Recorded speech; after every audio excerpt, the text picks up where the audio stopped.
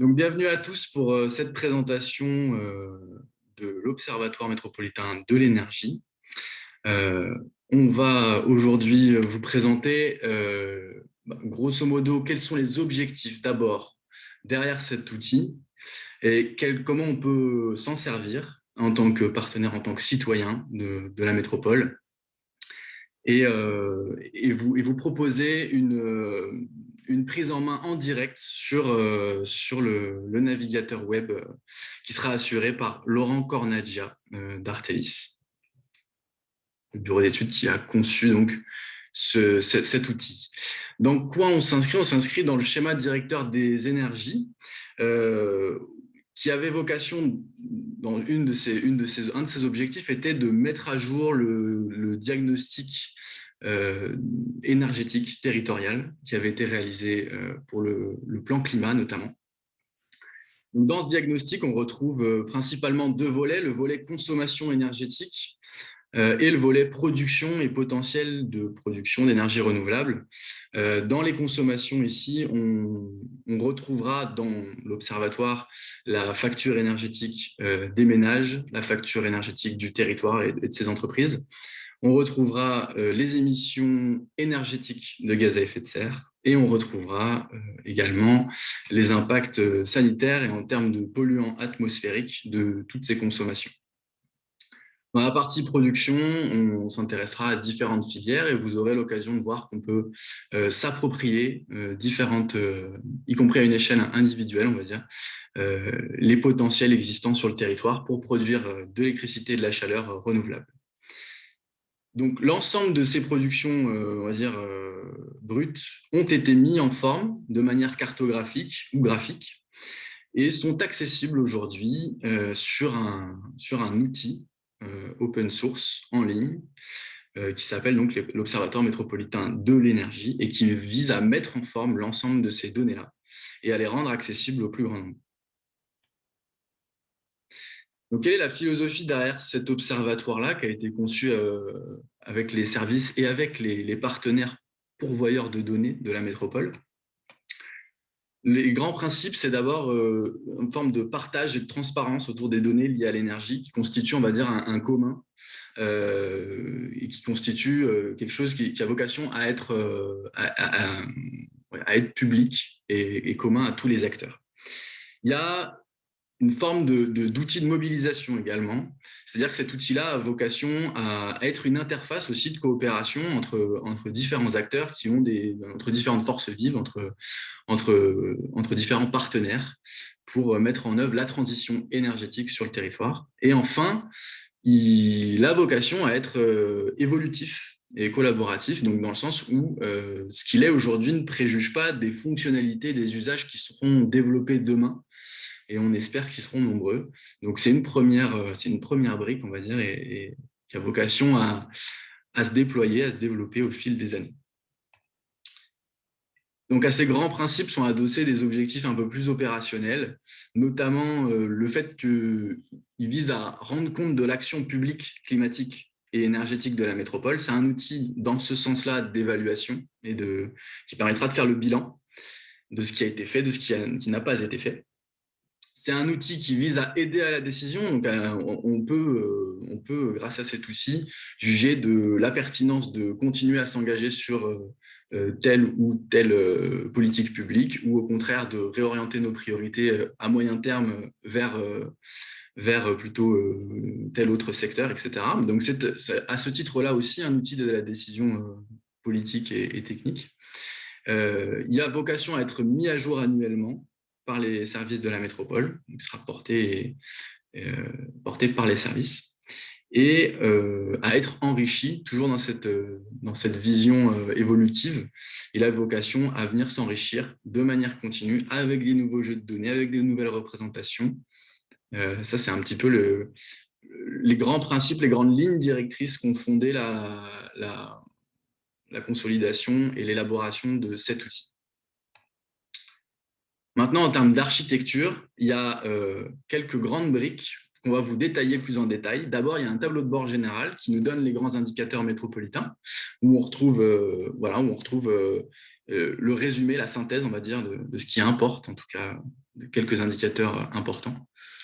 On a un deuxième volet qui traite des consommations énergétiques, où on va décomposer les différentes consommations des différents secteurs et des différents vecteurs énergétiques, et comment ça se transforme aussi en euros pour les ménages et pour les entreprises et les collectivités.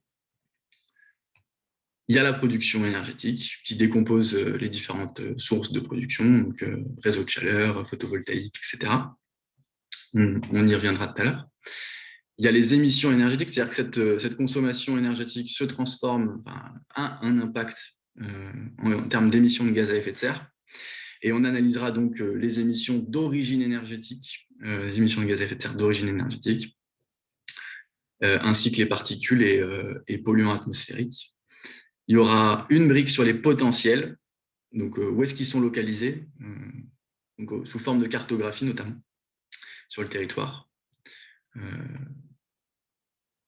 Un focus sur la précarité énergétique, notamment la précarité hors transport, donc pour les consommations associées au logement des habitants, et qui, pareil, là, il me semble cartographié à l'IRIS, donc un niveau relativement fin.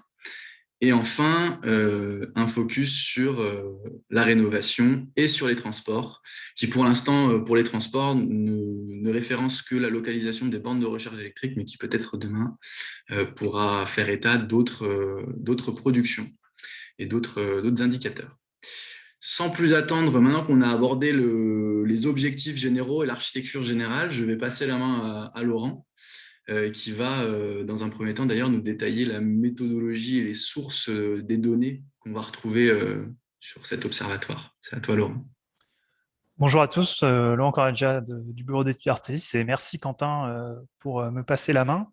Donc effectivement, nous avons construit cet observatoire à partir des données, de l'ensemble des données territoriales. Donc nous avons fait en 3 grandes étapes pour schématiser. La première, c'est que nous avons pris l'ensemble des emplois et des logements d'Orléans Métropole à partir des bases de données de l'INSEE, donc c'est la partie verte de cette slide. Puis nous les avons couplés à des consommations moyennes, c'est-à-dire qu'on nous avons dit qu'un emploi de telle catégorie consommait à peu près tant d'énergie, qu'un logement de tel type, construit à tel âge, si c'est un immeuble ou une maison individuelle, consommait en moyenne dans l'année tel niveau d'énergie. Le couplage de ces 2 bases de données nous donne un modèle statistique métropolitain, et nous avons couplé ce modèle statistique avec les consommations énergétiques réelles du territoire, qui existent, mais qui n'ont pas le niveau de désagrégation du modèle statistique.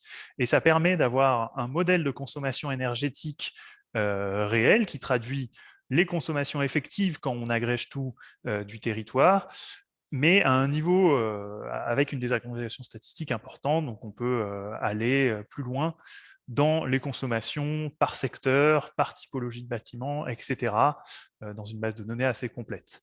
Les consommations et productions réelles sont issues des bases de données du ministère de l'écologie, mais qui elles-mêmes sont issues des données transmises par les distributeurs d'énergie, donc GRDF et Enedis pour le gaz et l'électricité, et même pour le transport, GRT Gaz et RTE, mais aussi des gestionnaires de réseaux de chaleur locaux, et ainsi que l'Observatoire régional de l'énergie qui donne également des données de consommation pour des énergies un peu moins facilement traçables, comme le bois énergie ou le charbon ou le fioul. À partir de ces consommations, nous avons effectivement calculé des indicateurs comme la facture énergétique et les émissions à partir de bases de données issues par exemple de la base carbone de l'ADEME ou de la base Ominea du CITEPA pour les facteurs d'émission des diverses particules. Donc, passé cette slide, je vais vous présenter l'observatoire. Alors, il faut que je partage mon écran. Hop, merci Quentin. Alors, laissez-moi... Voilà. Hop. Quentin, est-ce que tu peux me dire si vous voyez bien mon écran? Ouais. Très bien. Donc, je suis sur la page de garde de l'observatoire public. Donc, c'est un lien... pas besoin de s'inscrire, pas besoin d'avoir accès, il suffit d'avoir le lien et on arrive directement sur cette page. Donc, je vais vous décrire effectivement les différents onglets un par un, en vous disant un peu ce qu'ils contiennent et brièvement comment nous les avons faits. Donc, vous voyez ici, sur la disposition de cet observatoire général, la disposition sera toujours la même. À gauche, un bandeau déroulant, où en fait on va descendre au fur et à mesure qu'on passe d'indicateur en indicateur, et à droite, un ensemble d'indicateurs et de cartographie. Donc ici, nous sommes sur la page d'accueil, un petit mot de bienvenue, et pas de cartographie pour l'instant. Vous pouvez soit dérouler le bandeau comme ceci, avec la molette de votre souris, pour passer d'indicateur en indicateur, ou cliquer sur les boutons tout à gauche de cet écran pour passer d'un indicateur à l'autre si vous souhaitez aller plus vite. Donc nous allons faire les indicateurs un par un. Je ne reprends pas leur intitulé, Quentin vous les a déjà décrits à la suite. Donc tout d'abord au niveau du tableau de bord général. Alors le tableau de bord, l'intérêt de ce premier indicateur, c'est qu'on voulait en une vue résumer où en était Orléans Métropole en termes d'ambition au niveau de la transition énergétique. Les 3 indicateurs qui ont été choisis, il y en a d'autres bien sûr, mais c'est ceux qui ont été retenus pour cette vue générale, sont la consommation en énergie finale tout en haut. Vous avez une valeur ici en bleu clair, une consommation totale, et en bleu foncé, corrigée du climat, puisque les années froides, les consommations sont plus importantes, les années chaudes, elles sont plus basses. La consommation corrigée du climat permet de pallier ces aléas. Deuxième indicateur qui a été retenu, les productions d'énergie renouvelable et de récupération. Donc, ici, vous voyez l'électricité, le gaz, donc le biogaz, plus exactement le biométhane, pour l'instant zéro, il n'y en a pas sur le graphique. La chaleur urbaine, les réseaux de chaleur d'Orléans Métropole sont alimentés avec des combustibles d'origine renouvelable depuis en particulier 2013. Et enfin le bois, qui est la biomasse consommée par les particuliers sur Orléans Métropole. Alors, juste avant de poursuivre, je ne reviendrai pas sur les résultats aujourd'hui. Mon objectif est plutôt de vous présenter l'outil et pas forcément de commenter le pourquoi du comment de chacun de ces graphiques. Le troisième indicateur choisi, c'est les émissions énergétiques de gaz à effet de serre. Énergétique, c'est important puisque ces émissions ne représentent pas l'ensemble des émissions de dioxyde de carbone ou équivalent de dioxyde de carbone sur le territoire, puisqu'il y a aussi des émissions non énergétiques comme les émissions des industries ou les émissions de l'agriculture, mais celles-ci ne sont pas présentées sur cet observatoire qui se contente de représenter l'ensemble des émissions issues de la combustion d'énergie. Toutefois, il faut savoir que ces émissions représentent une majeure partie, bien plus de la moitié, je n'ai pas le pourcentage exactement, mais des émissions totales de gaz à effet de serre d'Orléans Métropole. Donc, à gauche de cet écran, donc à droite les indicateurs par année. Donc chaque année, Orléans Métropole mettra à jour avec les années suivantes, ce qui permettra de suivre l'avancement en termes de consommation et de production d'ENR. Donc vous avez la donnée pour chaque année. À gauche de cet écran, vous avez quelques indications, donc un peu des focus sur les informations importantes à avoir pour cet indicateur, mais aussi un glossaire qui vous permet de comprendre quels sont les termes techniques utilisés dans la partie droite et qui contiennent des éléments d'explication des différents indicateurs. Donc typiquement ici, une explication sur la correction climatique, sur les émissions de gaz à effet de serre et sur l'IRIS. Pour l'instant, cet indicateur compile plutôt les données à une maille globale. Donc il n'y a pas de décomposition par IRIS, puisque pour le tableau de bord général, nous avons préféré afficher des bilans globaux prenant en compte toutes les consommations énergétiques métropolitaines. Si je passe à l'indicateur suivant, c'est celui des consommations. Donc ici, on va aller un peu plus en détail sur les consommations et voir comment elles se composent. Donc, à droite, 4 indicateurs ont été choisis pour représenter de manière générale ces consommations. Encore une fois, les consommations totales d'énergie finale, corrigées du climat non corrigé, donc c'est le même indicateur que celui d'avant. Mais vous avez également la consommation répartie par énergie. Donc, à droite ici, vous voyez en fait chaque énergie, qu'est-ce qu'elle prend comme part de consommation. Donc évidemment, si vous faites le total, vous retrouvez normalement la consommation ici, avec ce décomposé par typologie d'énergie. Donc électricité, gaz en premier lieu, puis les produits pétroliers, et enfin tout un ensemble d'autres énergies. Vous avez également cette même décomposition, donc la décomposition pardon, du même indicateur, mais par secteur cette fois, donc résidentiel, tertiaire, industrie, agriculture et transport. Enfin, un dernier indicateur, c'est la facture énergétique métropolitaine, qui est constituée des consommations multipliées par des prix de l'énergie, qui ont été aussi un peu différenciés par secteur, qui donne le bilan de ce que payent l'ensemble des acteurs d'Orléans Métropole pour leur consommation énergétique. Encore une fois, c'est rapporté à la consommation et ça ne traduit pas, par exemple, les coûts fixes qui vont être liés à l'achat d'un équipement. C'est vraiment concrètement quand on achète de l'électricité, quand on achète du gaz, que ce que ça coûte, et c'est ce qu'on retrouve dans cette facture énergétique. Donc à gauche, vous avez une explication de ces différents indicateurs et un petit glossaire qui vous donne plus de détails sur quels sont les types d'énergie, qu'est-ce qu'est la facteur énergétique, voilà. Peut-être une petite mention, les réseaux de chaleur d'Orléans Métropole sont au nombre de 3, donc la SOCOS, SOFLEC et SODC, et sont comptées les consommations des réseaux de chaleur sont comptées dans le type chaleur urbaine ici. Ensuite, l'indicateur suivant, c'est un indicateur de production énergétique. Donc cette fois, on s'intéresse à qu'est-ce que produit le territoire. Donc, encore une fois, si je repars sur la droite, concrètement, cet indicateur, vous l'avez déjà vu, c'est les productions d'énergie renouvelable et de récupération. Donc, je ne reviens pas dessus. En dessous, vous avez les productions d'énergie non renouvelable. Donc, ça correspond finalement à principalement en fait les productions de cogénération gaz sur Orléans Métropole qui produisent un certain nombre d'électricité et de chaleur. Alors, nous avons recensé au maximum les productions d'énergie sur Orléans Métropole.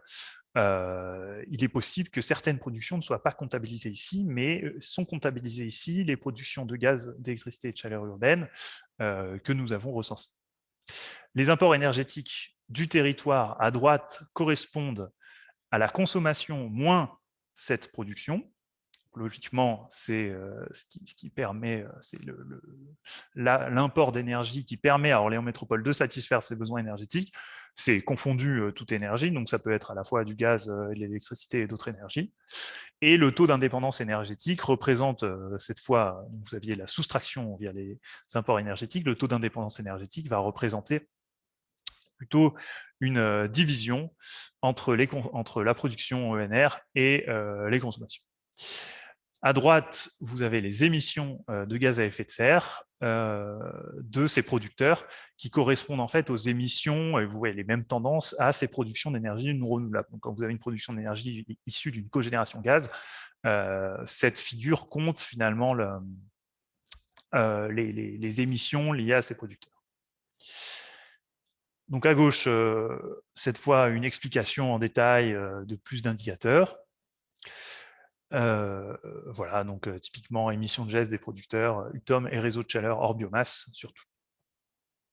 Ensuite, si on passe cette fois aux émissions énergétiques de gaz à effet de serre et particules, donc cette figure vous montre les émissions décomposées par secteur. Donc, comment est-ce construit? C'est en fait l'équivalent des consommations où nous avons multiplié les consommations par type d'énergie par les facteurs d'émission de chaque énergie. Donc, typiquement, le fuel va avoir un facteur d'émission très élevé, l'essence derrière, ensuite le gaz, puis viennent plus loin l'électricité et la chaleur urbaine, ça va dépendre un peu du mix de combustible des réseaux de chaleur. Mais voilà, chaque énergie a un certain impact carbone en termes de consommation, encore une fois, quand on la brûle, vraiment. Et c'est ce qui est traduit ici. Donc, vous avez la décomposition par secteur. Donc, à gauche, les émissions énergétiques de gaz à effet de serre. Au milieu, en termes de NOx. Et enfin, les particules fines à droite. Donc, vous voyez que les répartitions ne sont pas les mêmes, puisque selon les énergies, les taux d'émission des particules fines, des NOx ou des GES ne sont pas identiques. À gauche, vous avez encore un focus sur ces différentes émissions. Et vous avez sur cet indicateur, il a été choisi de représenter un peu plus en détail ce qui se passait au niveau de chaque iris. Donc un iris, c'est un élément statistique représentant à peu près 2000 habitants. C'est utilisé par l'INSEE, l'Institut national des statistiques, pour découper le territoire de façon à peu près égale en termes d'habitants. Donc les iris des villes peu peuplées sont très grands, et au contraire, au centre d'Orléans, on a des iris assez petits en termes de superficie. Donc, qu'est-ce que ça donne? Donc, il suffit de cliquer sur les hyperliens de chacun des indicateurs indiqués à gauche, qui sont soulignés en bleu, et vous avez une carte qui s'affiche. Donc, c'est une carte interactive. Bon, évidemment, seules les informations ne sont présentes que sur Orléans Métropole, et vous pouvez zoomer, dézoomer sur cette carte, ou cliquer sur un iris. Donc, vous voyez ces iris, si je zoome sur Orléans, c'est vraiment chacun de ces petits quartiers, donc environ 2000 habitants, encore une fois. Vous pouvez cliquer dessus, et ça vous donne l'identifiant de cet iris, et ici, les émissions de GES de l'iris. Donc, c'est une émission annuelle. Je ne l'ai pas précisé, c'est pareil pour les consommations, les productions. Tous les indicateurs qui vous sont montrés ici sont des indicateurs annuels. Donc voilà, donc il a été estimé que sur l'iris Carme Sud d'Orléans, il y a une émission de GES énergétique de environ 4000 tonnes équivalent de CO2 sur l'année, ici c'est 2017. Donc vous pouvez naviguer un peu et voir quels sont les territoires qui consomment moins. Donc ça permet de voir un peu, en particulier quand il y aura des comparaisons et des historiques, de voir un peu quel territoire peuvent potentiellement être plus sujets à des baisses d'émissions de gaz à effet de serre. Vous avez la même carte en termes de NOx, donc je ne reviens pas sur la méthode, ou en termes de TSP. Et vous avez aussi l'équivalent pour les installations de production locale d'énergie. Donc si vous zoomez, alors forcément les producteurs, donc les consommateurs, il y en a partout, les producteurs, il y en a un peu moins. Donc ça fait qu'en fait, les producteurs sont principalement, je vous l'ai dit, localisés au niveau des réseaux de chaleur et d'autres producteurs. Donc ceux qu'on a identifiés, vous voyez, il y a quelques iris qui sont de couleur, les autres, on n'a pas identifié de producteurs localement. Et donc encore une fois, vous pouvez zoomer et vous voyez à peu près combien il y a eu de consommation localement. Donc, on n'a pas fait d'identification d'association, ça n'aurait pas forcément beaucoup de sens entre le producteur et les émissions. C'est plutôt un bilan pour coupler avec la consommation en particulier à l'iris. Donc, de même, vous avez les cartes des émissions en termes de NOx et en termes de particules fines. Et vous avez enfin une dernière vue, qui est une vue un peu différente des deux que je vous ai présentées, puisque cette fois, vous avez une cartographie et des graphiques. Donc ici, ça permet, c'est une vue qui a été faite pour zoomer, on va dire, sur chaque commune. Donc comment naviguer sur cette vue? Donc bon, vous reconnaissez à droite, alors il y a un bouton retour, mais c'est les émissions de gaz à effet de serre ici, les émissions de NOx, et je pense que c'est de TSP ici, il y a une petite coquille. Donc les trois types d'émissions. Mais l'intérêt de cette visualisation, c'est que vous allez pouvoir zoomer et sélectionner des villes. Donc pour ça, vous allez sur la petite carte à gauche, vous cliquez en haut à gauche sur le type de sélection que vous voulez faire. Donc par exemple, je vais sélectionner point. Et en fait, ça me permet de sélectionner une ville et voilà, de zoomer dessus afin d'avoir un petit zoom sur la ville en question. Ou après, on peut faire des lignes, voir un peu les villes voisines, des choses comme ça, pour pouvoir sélectionner plusieurs villes. Bon, c'est une visualisation qui permet de zoomer, dézoomer, suivant les recherches qu'on veut faire. Ensuite, un glossaire pour rappel de quels sont les types de particules qui sont, enfin les types d'émissions qui sont représentés ici, et vous avez un lien vers la base Omnia du CITEPA en particulier, qui a été utilisé pour pour trouver les facteurs d'émission moyens des différentes énergies. pour les TSP et les NOx. Vue suivante, sur les potentiels renouvelables et récupération. Donc, une vue d'ensemble des différents potentiels. Alors ici, c'est le potentiel énergétique du PCAET, du plan climat qui a été représenté. Ce potentiel a été mis à jour, donc a priori, ces valeurs totales vont être mises à jour aussi. Mais bon, ça donne déjà une idée du potentiel d'énergie renouvelable et de récupération de la métropole. Donc là, c'est une vue d'ensemble qui va compiler l'ensemble des potentiels métropolitains. Puis dans cette vue, donc vue d'ensemble des potentiels, et vous avez des cartographies qui vont être introduites dans cet onglet. Donc pour l'instant, les cartographies représentées sont le solaire au sol et sur parking et sur toiture par bâtiment. Donc si je vais sur, donc c'est quelque chose qui a été fait en 2019, qui a aussi vocation à être mis à jour très bientôt.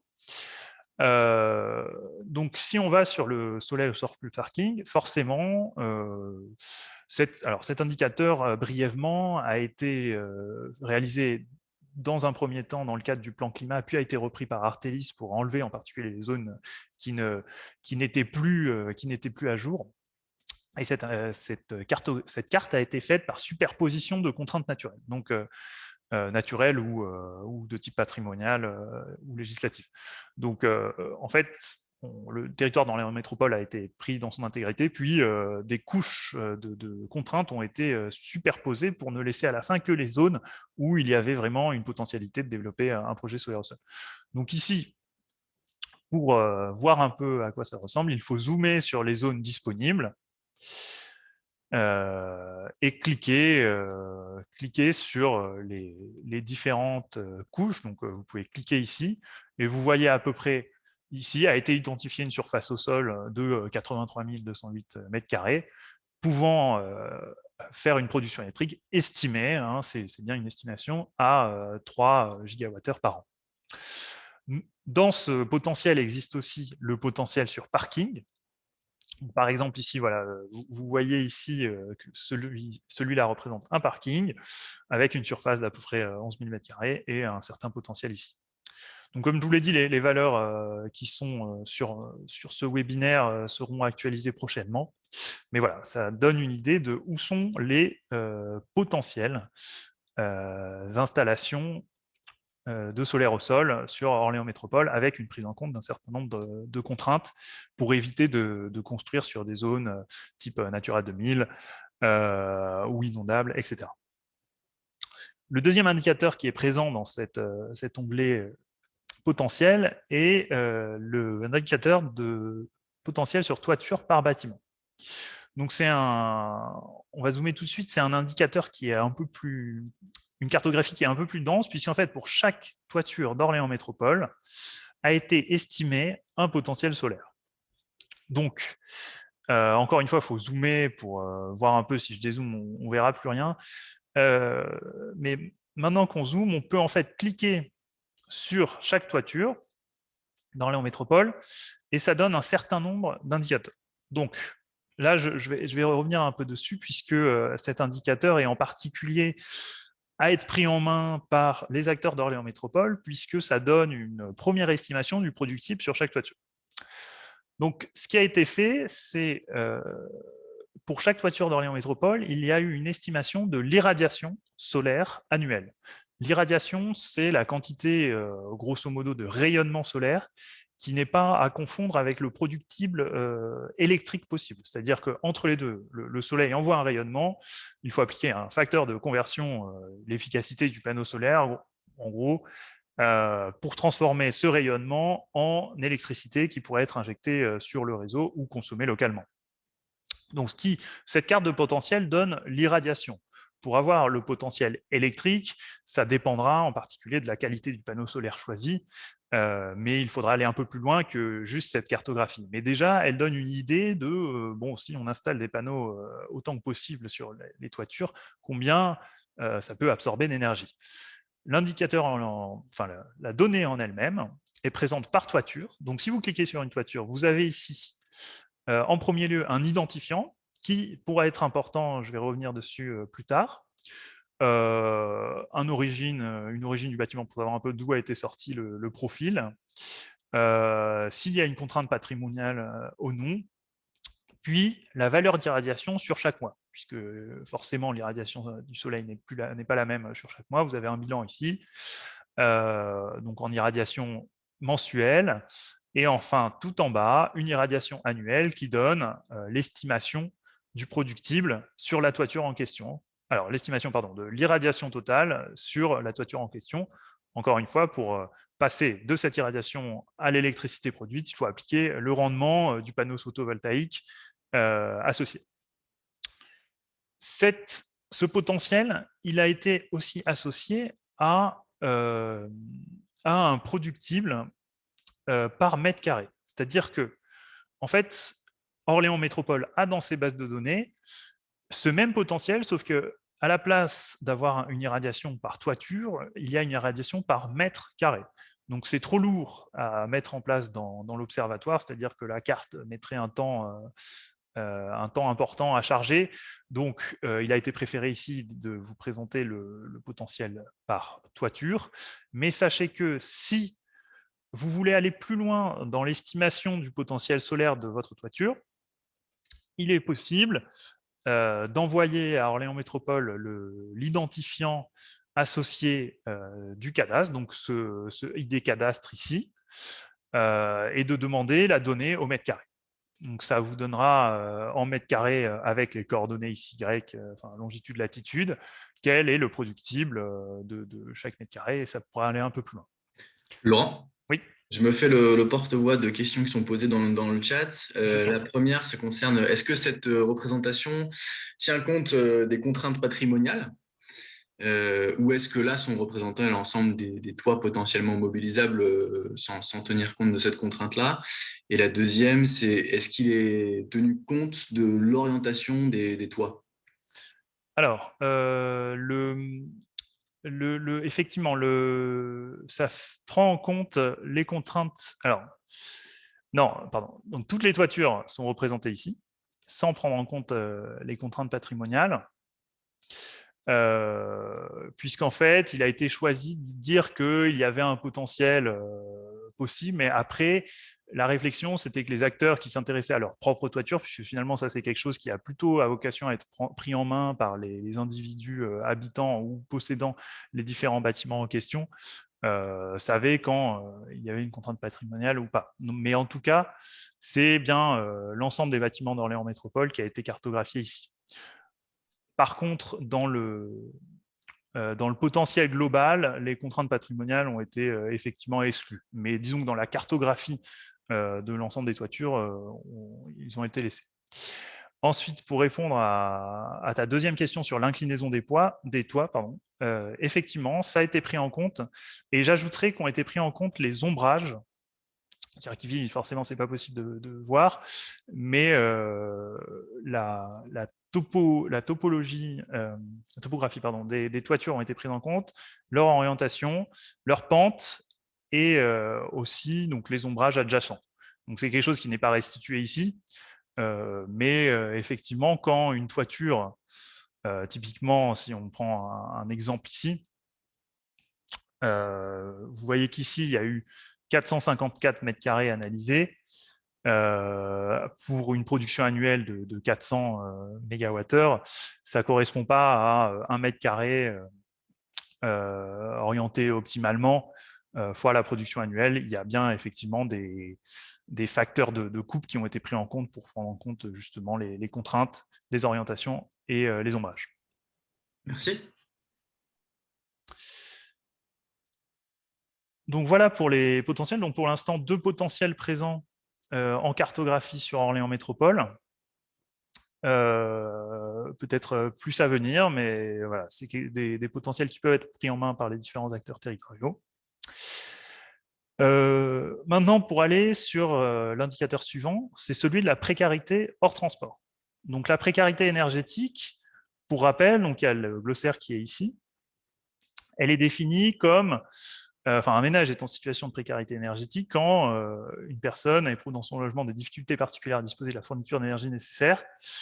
En pratique, ont été considérés en précarité énergétique, on a pris le critère TEED3, terme un peu barbare, qui désigne en fait les revenus qui payent plus de 10% de leurs revenus en facture énergétique. Donc, encore une fois, la facture énergétique, c'est la même que celle qui a été prise pour l'ensemble de la métropole. Ça correspond vraiment aux énergies consommées multipliées par les prix de l'énergie.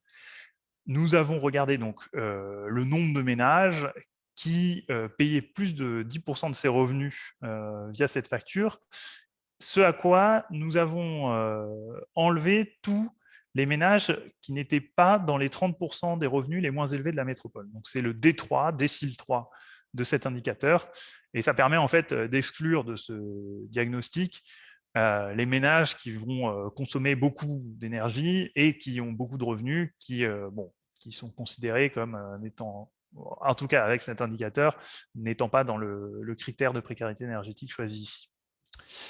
Donc, ici, vous avez un bilan global qui reprend effectivement les précarités énergétiques par année.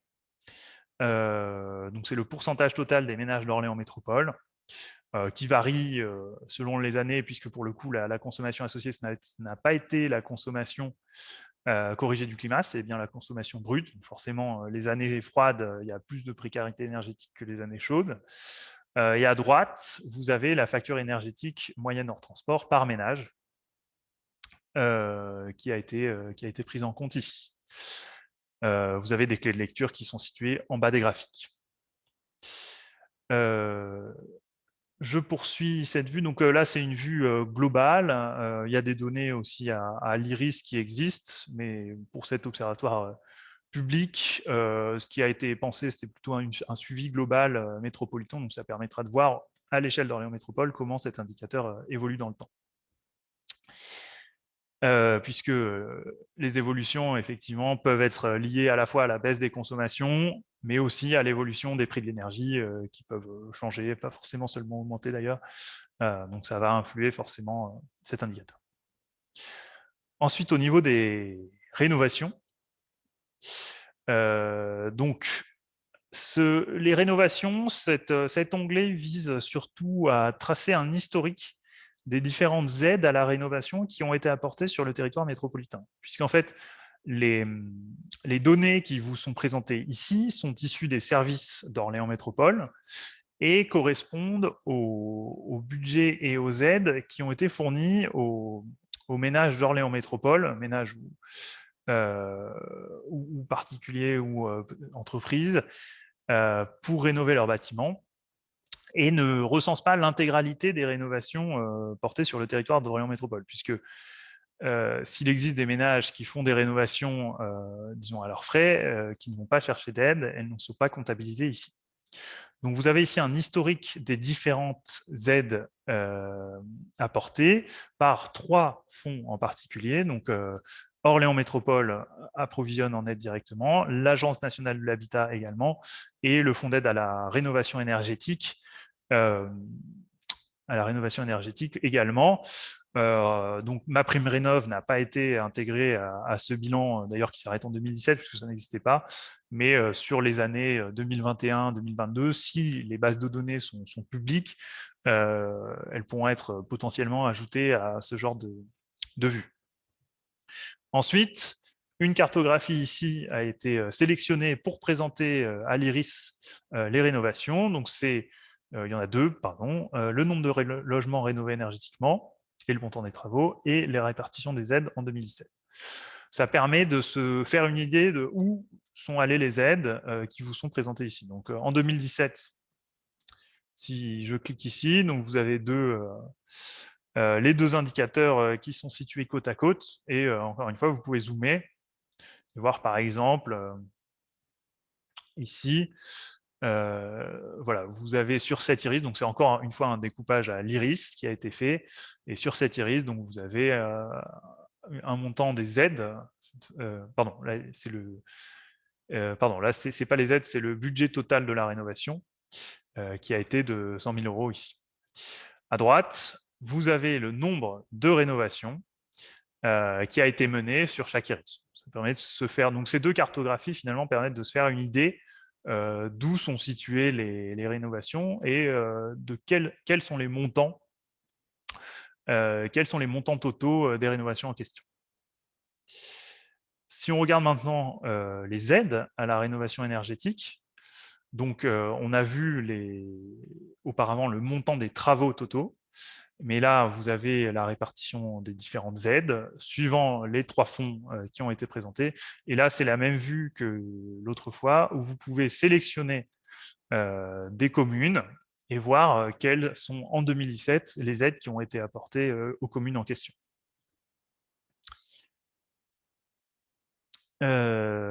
Enfin, dernier indicateur, c'est les transports. Donc, comme l'a dit Quentin, le seul indicateur présenté ici, c'est celui sur les bornes de recharge des véhicules du territoire.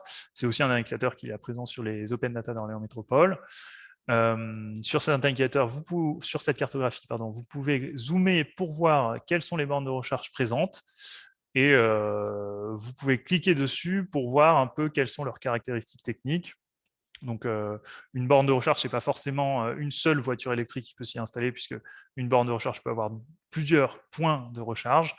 Donc ici, vous voyez le propriétaire, l'opérateur, l'enseigne de la borne de recharge, un identifiant, même une adresse et divers paramètres techniques, comme la puissance, l'accessibilité, l'observation et les dates de mise à jour de la donnée.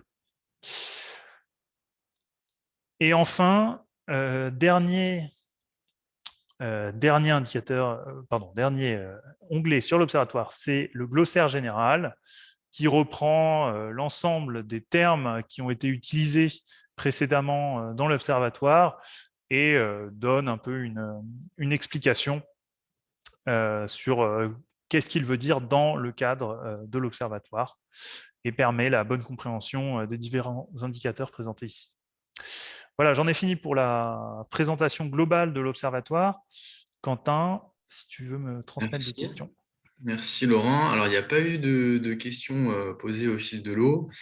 Merci beaucoup pour cette présentation. Je rappelle à tous que ça avait vocation à présenter l'outil et non pas évidemment les résultats. Et donc, si vous avez des questions en ce qui concerne les constats, les enjeux qui sont soulevés par les différentes cartographies et graphiques qu'on vient d'observer, il faudra plutôt participer au temps des assises dédiées à ces sujets-là. Mais là, c'était vraiment centré sur l'outil. On peut prendre une ou deux questions directement si vous voulez réactiver votre micro. N'hésitez pas à le faire. On peut prendre quelques questions et réponses en direct comme ça.